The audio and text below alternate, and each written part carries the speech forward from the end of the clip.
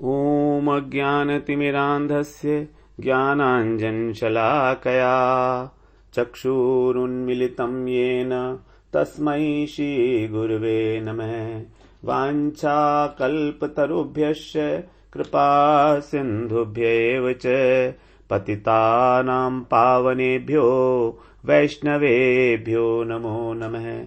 नमो महावदान्याय कृष्णप्रेमप्रदायते कृष्णाय कृष्णचैतन्य नाम्ने गौरत्विषे नमः।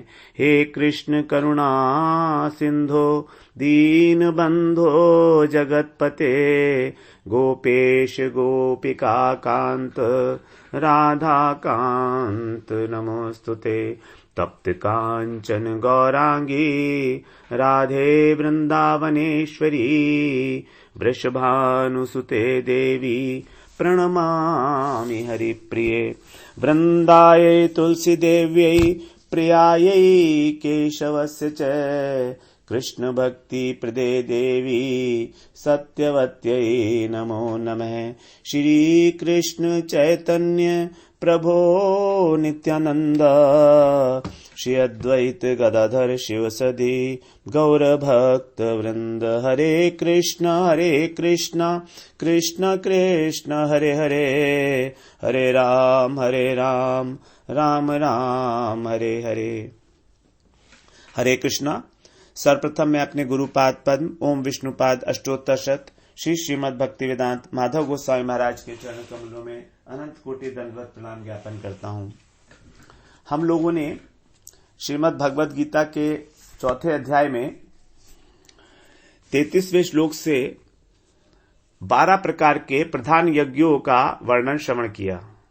भगवान ने यहां पर 12 प्रकार के यज्ञ बताए हैं। यदि हम थोड़ा सूक्ष्मता से देखें तो हमें लगेगा कि इन सभी यज्ञों को हम अपने जीवन में कहीं ना कहीं कर रहे हैं। इन यज्ञों को हम लोग अपने जीवन में डेली लाइफ में जो हमारी जो दिनचर्या है उसमें कैसे अप्लाई करें, तो इस पर हम लोग अगर थोड़ा सा विचार कर लेंगे तो हम लोग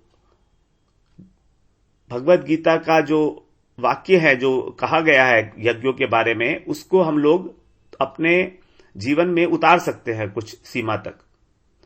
जहां तक हो सके हम उसे अप्लाई कर सकते हैं जीवन में अपने। इससे फिर केवल हमारा श्रवण मात्र न रह के थोड़ा एप्लीकेशन हो जाएगा। तो हम लोग इसको बोल रहे हैं एप्लीकेशन ऑफ द यज्ञ थ्योरी। जो भगवान ने यज्ञ बताया है इनका कैसे एप्लीकेशन किया जाए,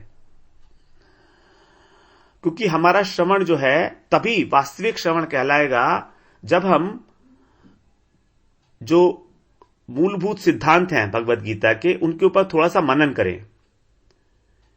मनन का मतलब क्या है? मनन का मतलब है हमारा मन जो है वो उसके बारे में मनन करता है। मन को बोला गया मननात् इति मनः, जो मन मनन करता है। तो मन का मतलब क्या है? मनन मतलब है कि ये जो सिद्धांत हैं ये मेरे जीवन में कैसे अप्लाई होंगे, जनरलाइज वे में नहीं, मेरे जीवन पर इनका क्या प्रभाव पड़ने चाहिए और मैं किस प्रकार से इन्हें अप्लाई करके अपने को भगवान की कृपा के लिए योग्य बना सकता हूं। हमारा उद्देश्य है कि हम प्रयास करें स्वयं को भगवान की कृपा का पात्र बनाने के लिए। कदा करिष्यसि माम कृपा कटाक्ष भाजनम। तो हमारा उद्देश्य यही है कि हम कब उनकी कृपा की कटाक्ष के भाजन होंगे। अब उसके लिए हमको थोड़ा प्रयास करना पड़ेगा, थोड़ा सोचना पड़ेगा बुद्धि से अपनी। तो इस संबंध में कि हम इसको कैसे अप्लाई करें, इसका क्या महिमा है एप्लीकेशन की, मनन की, तो इसके लिए श्रीमद् भागवत में एक श्रीमद् भागवत का जो महात्म्य है उसके अंदर एक कथा आती है जो आप सबने ही सुनी होगी। तो उसी को मैं थोड़ा सा संक्षेप में यहां पर बताना चाहूंगा। ये कथा है गोकर्ण और धुंधुकारी की। धुंधुकारी अत्यंत दुष्ट व्यक्ति था बहुत शॉर्ट में बता रहा हूं मैं। और ये अपने माता पिता को, सबको बहुत कष्ट देता था। मरने के बाद इसको प्रेत की योनि मिली, और इनके भाई थे गोकर्ण। तो गोकर्ण जी जो थे, उन्होंने भागवत कथा का आयोजन किया, 7 दिवसीय भागवत कथा। तभी से अब ये 7 दिवसीय भागवत कथा हमारी चल रही है। तो धुंधुकारी का उद्धार करने के लिए, तो जब कथा हो रही थी तो धुंधुकारी वहां पर, क्योंकि प्रेत योनि है, प्रेत की तो कोई स्थूल शरीर होता नहीं है, तो उसने एक जो बांस था उसके अंदर प्रवेश कर लिया। 7 गांठें थी उस बांस में। अब वो उस बांस के अंदर आकर आविष्ट करके बांस का आश्रय लेकर कथा सुनने लगा वो। अच्छा, और जब कथा हो रही थी तो पूरा का पूरा गांव, बल्कि गांव के भी और दूर दूर से सारे के सारे लोग कथा सुनने के लिए आ गए, क्योंकि गोकर्ण जी बहुत धार्मिक, बहुत सज्जन और बहुत ही विद्वान थे, धार्मिक व्यक्ति थे, वो भक्त थे भगवान के। तो सारा गांव जो है उस सुनने के लिए आया। और 7 दिन बाद जब कथा हुई तो एक एक दिन जैसे जैसे कथा होती थी वैसे वैसे उस बांस की एक एक गांठ जो है वो फटती चली जाती थी। 7वें दिन जब कथा हुई तो उसकी 7वीं गांठ बांस की जब फटी तो उसमें से धुंधुकारी जो है प्रेत योनि से मुक्त होकर और उसको चतुर्भुज रूप की प्राप्ति हुई। और वहां पर उस सबके सामने सामने देखते ही वो वैकुंठ चला गया धुंधुकारी। तब जितने भी श्रोतागण बैठे थे उन्होंने गोकर्ण जी से पूछा कि हमने भी तो सबने कथा सुनी है, तो हमारा कल्याण क्यों नहीं हुआ और धुंधुकारी का कल्याण कैसे हो गया? तब गोकर्ण जी ने कहा था कि आपने केवल श्रवण किया है, उस पर मनन नहीं किया है। यदि आप मनन करते तो आप सबका उद्धार हो जाएगा। तो सारे के सारे लोग जो है वो मान गए इस बात को कि ठीक है, आप हम मनन करेंगे, लेकिन अब आप हमें दोबारा कथा सुनाइए। तो फिर गोकर्ण जी ने दोबारा कथा सुनाई है उनको भागवत की, और उसको सुनकर सभी श्रोतागण जितने भी थे सबके सब वैकुंठ धाम में चले गए, सबको धाम की प्राप्ति हुई। इस प्रकार का महात्म्य बताया गया है श्रीमद् भागवत पुराण में। यह कथा हमने कही इसलिए कि मनन का जो महत्व है वो बहुत महत्व है, उसका मनन का ही महत्व है। अगर हम सिर्फ सुने और निकाल दें तो फायदा क्या हुआ? एग्जाम में भी, स्कूल में भी जब हम बैठते हैं क्लास में, तो अगर हम क्लास में सिर्फ एक कान से सुन के दूसरे से निकाल देंगे तो आगे नहीं बढ़ सकते, कभी भी कक्षा पास नहीं कर सकते हम लोग। तो फिर परमार्थ में हम कैसे बढ़ेंगे आगे? और परमार्थ में हम लोग ये सोच रखा है कि हम अपने बुद्धि की इस्तेमाल नहीं करेंगे, हम बुद्धि का इस्तेमाल नहीं करेंगे, हम सिर्फ एंटरटेनमेंट करेंगे। यह हमारी पहले से विचारधारा है। हम लोग भागवत कथा सुनने जाते हैं तो भागवत कथा में क्या करते हैं हम लोग? क्या हम कभी अप्लाई करने की सोचते हैं उसके प्रिंसिपल्स को, उनके सिद्धांतों को? कभी नहीं सोचते। उसमें अच्छी अच्छी कथाएं होती हैं जो कर्ण को रसायन लगता है, अच्छा लगता है कान को सुनना, बस इतना ही। उसके बाद थोड़ा सा भी विचार नहीं करते, थोड़ा सा भी। इसीलिए तो भागवत कथा के ऊपर भागवत कथा सुनते रहते हैं। आज यहां हो रही है, कल वहां हो रही है, कल वहां हो रही है, भाग भाग के सारी बताएं सुनती है। कोई भी हो, कोई भी कर रहा हो, इससे हमें कोई लेना देना भी नहीं है कौन कथा कर रहा है, जाके बैठ गए वहां पर। तो ये बस एक टाइम पास करने का एक रास्ता है और कुछ नहीं है इससे अलावा। तो मनन का बड़ा महत्व है। थोड़ा सा मनन करें तो देखें हम लोग इन जो भगवान ने यज्ञ बताए हैं उसको हम लोग कैसे अप्लाई करें। तो अभी हमारे पास एक ये अवसर उपस्थित हुआ है हमारे कि हम लोग श्रीमद् भगवद गीता का श्रवण कर रहे हैं, और हम आधा घंटे के लिए ध्यानपूर्वक श्रवण कर सकते हैं। हमारी जो अटेंशन स्पैन है कलयुग में वो 40 मिनट की तो है ही है, ये बताया गया है साइंटिफिकली। तभी तो हमने देखा होगा कि क्लासेस जनरली 40 मिनट से लेके और 1 घंटे तक की होती हैं। एक क्लास में 1 घंटे से ऊपर की कोई कक्षा नहीं होती है, क्योंकि वो ध्यान भटक जाएगा हमारा। बुद्धि हमारी इतनी क्षीण, इतनी तुच्छ हो चुकी है कि वो उसकी ध्यान करने की क्षमता ही खत्म हो गई है। इसीलिए तो हम तो आधा घंटे का टाइम रख रहे हैं यहां पर। तो हम थोड़ा सा मनन करें इस बात पर गहराई से ना। कि हम लोग कैसे अप्लाई करें इन यज्ञ को, और जो हो रहे हैं हमारे जीवन में डेली हो रहे हैं ये सब, उसी को थोड़ा सा अच्छी प्रकार कर लेना है। और ये अवसर हमको अपने आप मिला है, ये बात ध्यान रखिएगा हमेशा। और ये हमारी सारी अनेक अनेक सुकृतियां हैं, अनेक जन्मों की। ये साधारण घटना नहीं है। जब हजारों हजारों जन्मों की सुकृतियां इकट्ठी होती हैं, तब हमको भगवत कथा श्रवण करने का अवसर मिलता है। और वो सारी सुकृतियां अगर हम अवसर को खो देंगे तो वो हमको ये अवसर देके और एग्जॉस्ट हो जाएंगी, खत्म हो गई। This is a total loss. वो सब सुकृतियां हमने लॉस कर दी और हम फिर वहीं के वहीं खाली हो गए। आप देखिए ना किस प्रकार से जो हमारा पुराना धन था, जो हमारी सुकृतियां थी, वो तो हमें बस अवसर दे सकती हैं। बस हमको सुकृतियां बाध्य नहीं करती हैं कि आप मनन करो, वो अवसर देंगी या श्रवण करो। वो एक अवसर उपस्थित करा देंगी हमारे आगे अपने आप। अब उस अवसर का हम लोग फायदा उठाएं या ना उठाएं, ये हमारी मर्जी है। फिर पता नहीं, क्योंकि अब पुरानी सुकृतियां बहुत सारी जो इकट्ठी हुई थी, अचानक से हो गई थी, वो बिना किसी कारण के हो गई थी। इसका कोई कारण नहीं है कि वो प्रारब्ध में लिखी हुई थी इसलिए वो नहीं। जब हम भगवान की तरफ बढ़ते हैं तो उसमें प्रारब्ध का कोई रोल नहीं है। ये सुकृतियां अपने आप से इकट्ठी हो गई बिना किसी कारण के, भगवत कृपा से। और अब दोबारा कब इकट्ठी होंगी ये हमें नहीं मालूम है। इस जन्म में होंगी कि नहीं भी होंगी ये भी नहीं मालूम है हमको। तो इसीलिए हमको बहुत ध्यानपूर्वक इन सुकृतियों से लाभ उठा लेना चाहिए और इनसे फिर हमको और अधिक स्ट्रांग सुकृति बना लेनी चाहिए, श्रवण करके और मनन करके। तभी हम लोग आगे निरंतर आगे बढ़ते रहेंगे। हमारे को बहुत स्मार्टली एक्ट करना है, बहुत स्मार्टली। यही है व्यवसायत्मिका बुद्धि, एक निष्ठा।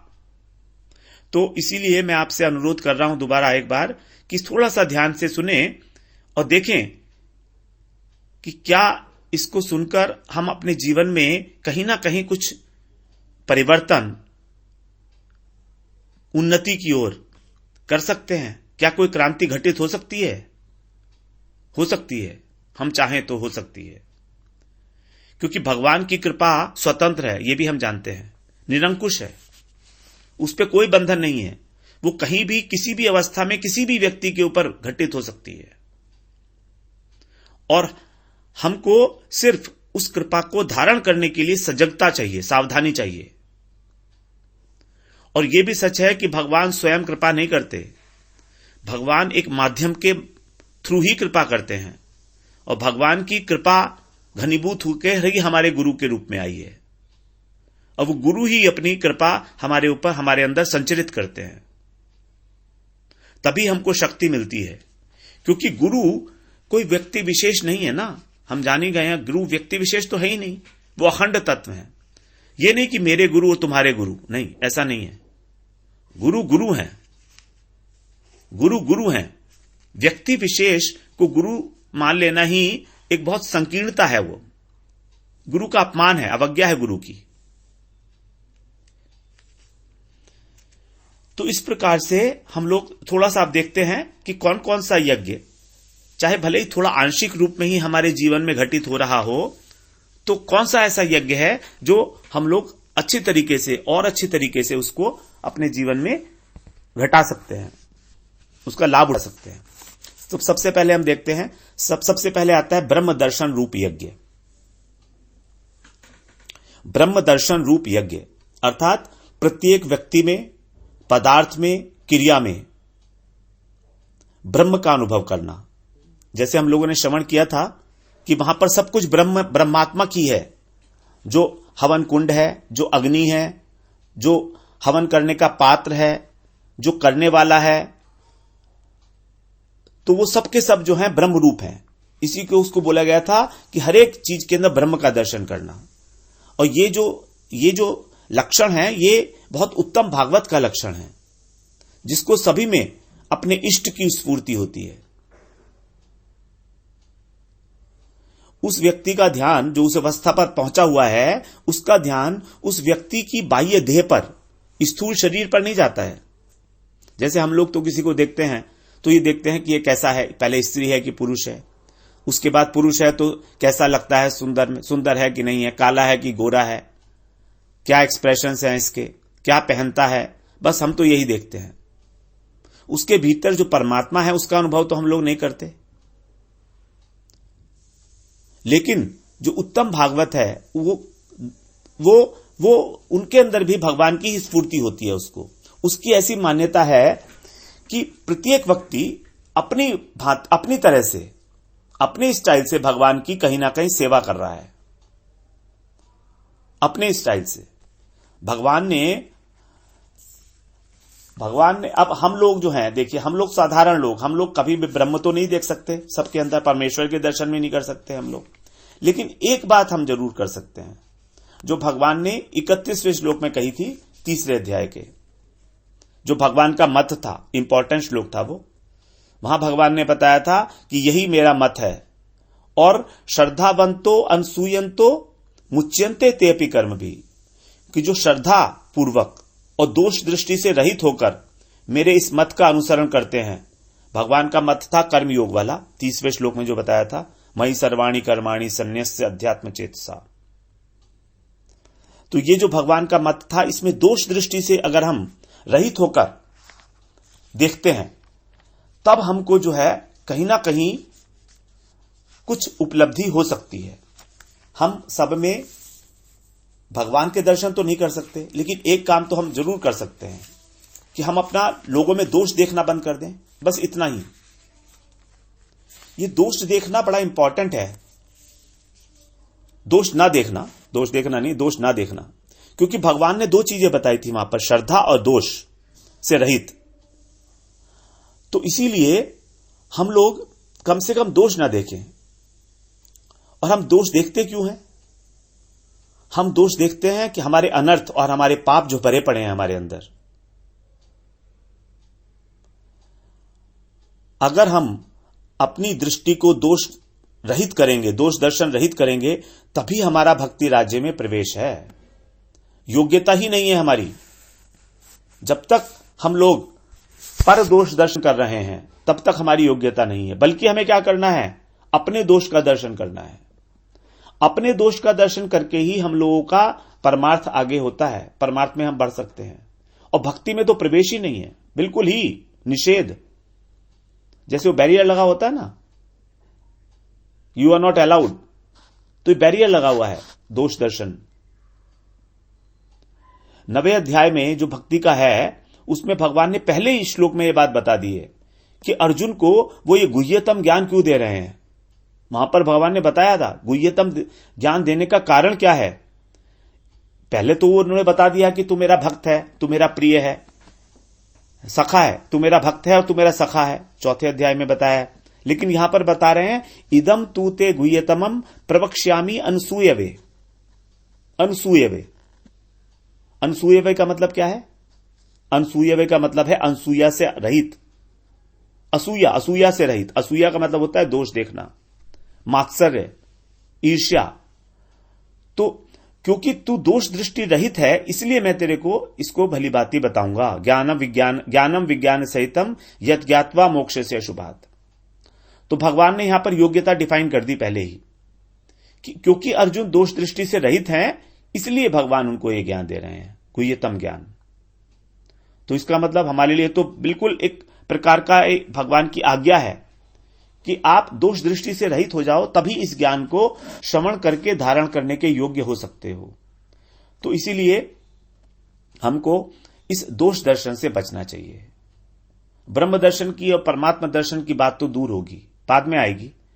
पहले हम लोग दोष दृष्टि से रहित हो जाएं। उदाहरण के लिए, जैसे यदि कोई व्यक्ति कठोर भाषी है, थोड़ा कठोर शब्द बोलता है जो हृदय को घातक लगते हैं, ऐसा है, बहुत लोग हैं, जो भी वो बोलेंगे वो कटु होगा। चाहे अच्छी बात बोले तो भी कटु होगी, वो व्यंग्यात्मक होगी।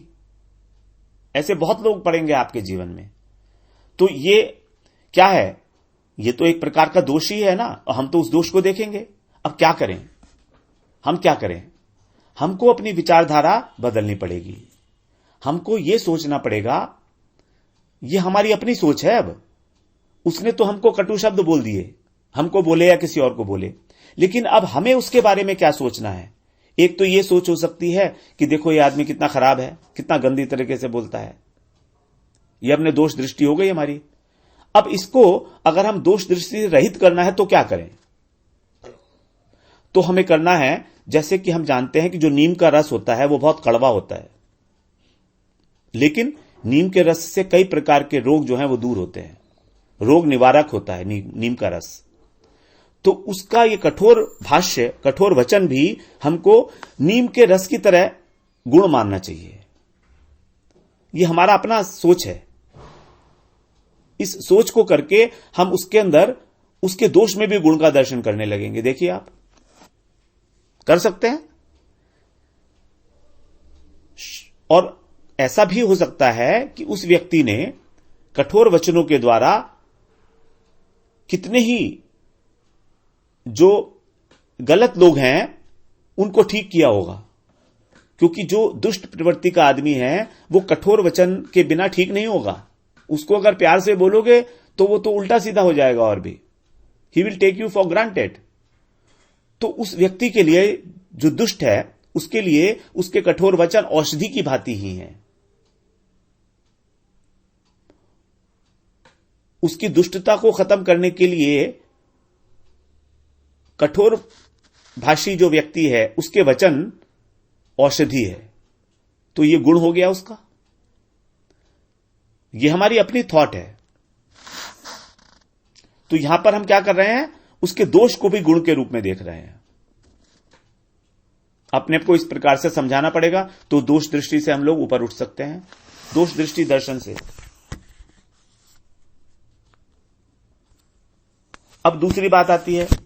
दूसरा एक एग्जाम्पल अगर लें, मान लीजिए कोई बनिया है और वो पैसे लेकर सामान देता है और प्रॉफिट भी कमा रहा है। हो सकता है हमसे जितना प्रॉफिट होना चाहिए उसको, जितना उससे उसको लाभ होना चाहिए, हमसे उससे ज्यादा ले रहा हो। मान लीजिए 100 रुपए की चीज जो उसको देनी चाहिए 125 या 120 रुपए में, 140 रुपए में, वो हमको 200 रुपए में दे रहा हो, तो हमारे मन में उसके प्रति एक गलत भावना आएगी, दोष आएगा कि देखो ये लूट रहा है हमको। और आता है, ऐसा आता है। कोई रिक्शा वाला हमसे डबल पैसे मांगता है तो उसके ऊपर गुस्सा आता है हमको, तो हम क्या करें? हम उसके लिए भी कुछ सोच सकते हैं। उसके लिए हम सोच सकते हैं कि देखो ये बनिया कितना अतिथि परायण है, सेवा कर रहा है, परोपकार कर रहा है, पता नहीं कहां कहां से सामान को इकट्ठा करके लाता है और उसको बेचता है। लोगों को उनके घर पर बैठे सामान मिल रहा है, होम सप्लाई भी करता है, होम डिलीवरी भी करता है। तो कितना परोपकार कर रहा है। इससे जो ग्राहक लोग हैं उनका कितना समय बच रहा है, जिससे वो ग्राहक उस समय को भगवत सेवा में, भजन में इस्तेमाल कर सकते हैं। और दूसरे, जब ग्राहक उसकी दुकान पर जाता है तो कितनी मीठी मीठी बातें करता है, भगवान की तरह देखता है ग्राहक को। लिख भी रखा है सामने दुकान पर उसने कि ग्राहक ही मेरे भगवान है, लिख रखा है। कितनी विनम्रता है इसमें। पैसा तो ले रहा है, ठीक है, लेकिन किस प्रकार से सेवा कर रहा है, मीठा बोल रहा है।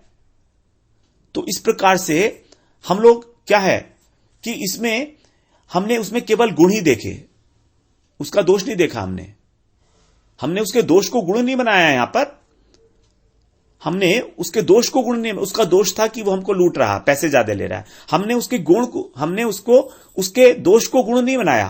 पहले वाले केस में हमने दोष को गुण बना लिया था। अब इस केस में हमने उसको केवल गुण ही देखे, उसके दोष देखा ही नहीं, उसको इग्नोर कर दिया। उसको इग्नोर कर दिया। क्यों? क्योंकि कहीं ना कहीं वो बनिया परोपकार कर रहा है एक प्रकार से। जो ग्राहक आया उसका समय बहुत मूल्यवान है, उसको भजन में लगा सकता है। पैसा तो आनी जानी चीज है, आज है कल नहीं रहेगा, उसका कोई मूल्य नहीं है। लेकिन उसकी जो बातें हैं तो वो वाणी से सेवा कर रहा है ग्राहक की, मन से सेवा कर रहा है ग्राहक की, उसको भगवान मान रहा है। तो ये हो गया हमारा केवल गुण ही देखना। पहली स्थिति में दोष में गुण देखना, इस स्थिति में केवल गुण ही देखना। अब एक तीसरा कंसेप्ट लेते हैं। तीसरा एक व्यक्ति है, गुंडा है, और उसने हमें चाकू से डराया और हमारा जो मोबाइल है या हमारा जो पर्स है वो चुरा लिया उसने ले लिया हमसे, छीन लिया, चुरा नहीं लिया, छीन लिया। अब इसको कैसे देखें? इसको देखें कि देखो तो ये कितना दयालु है गुंडा। It's very difficult exercise of course, लेकिन एक मैं कंसेप्ट बता रहा हूं आपको। हमको एक अपना ही विचार फॉर्मुलेट करना है इस संबंध में। जो मैं कह रहा हूं ये तो सिर्फ इंडिकेशंस हैं, ऐसा हम सोच सकते हैं। इस तरीके का कोई भी भाव कि देखो ये जो गुंडा है इसके हाथ में चाकू है, ये चाहता तो मेरे को चाकू ही मार देता, चाहता तो, लेकिन कितना दयालु है ये, कितना सॉफ्ट हार्टेड है कि इसने मेरे चाकू नहीं मारा, सिर्फ डराया और मुझसे पैसे ले लिए। कोई बात नहीं है, कम से कम चाकू तो नहीं मारा। तो कितनी दयालुता है इसकी, कितना सॉफ्ट हार्टेड है ये। मारा तो नहीं इसने मेरे को, और शायद इसको अधिक आवश्यकता होगी मुझसे पैसे की।